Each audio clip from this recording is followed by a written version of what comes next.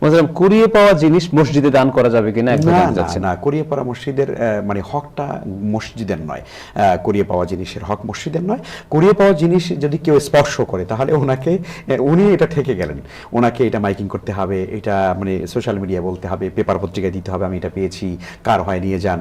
এটা যতদিন পর্যন্ত আপনি এটার মালিক না পাওয়া ততদিন পর্যন্ত, যদি ধরুন আপনি একটা 10,000 টাকার মোবাইল পেয়েছেন, কিন্তু এইটা মালিকের কাছে পৌঁছে দেওয়ার জন্য আপনার 1 লাখ টাকা খরচ হয়ে গেছে, এইটার প্রচার করার জন্য আপনাকে করতে হবে। কারণ আপনি ধরছেন কেন, আপনি মানে কুড়িয়ে পাওয়া জিনিস আপনি কেন ধরলেন, ধরছেন যেহেতু, সুতরাং এটা মালিকের কাছে পৌঁছে দেওয়ার জন্য যত টাকা খরচ হয় আপনি এটা খরচ করে তারপর পৌঁছাইতে হবে। ওইটা আপনার পকেটের খরচ, এখান থেকে আবার কাটা যাবে। ওটা আপনি এখান থেকে নিতে পারবেন না, কিন্তু মালিকেরটা মালিকের বুঝিয়ে দিতে হবে, বাকি আপনি নিজের পকেট থেকে এটা করবেন। পরে মালিককে পাওয়ার পরে বলবে যে ভাই আপনার 10,000 ছিল, 5,000 আপনাকে পাইতে খরচ হয়ে গেছে, 5,000 নেন। এটার কোনো সুযোগ নাই, এটা সুযোগ নাই। তবে হ্যাঁ, যদি কোনো কুড়িয়ে পাওয়া জিনিসের মালিক কোনোভাবেই পাওয়া যায়নি, আপনি বহু চেষ্টা করেছেন, কোনোভাবেই পাননি, তাহলে আপনি এটা একেবারেই ওই ব্যক্তির পক্ষ থেকে আপনি এভাবে নিয়ত করবেন যে আল্লাহ, এই জিনিসটার মালিক যিনি, তার পক্ষ থেকে, তার হয়ে আমি দান করে দিচ্ছি গরিব নিঃস্ব অসহায় মানুষকে, তারা এটা ভোগ করবে এবং সব ওই মালিক পেয়ে যাবে।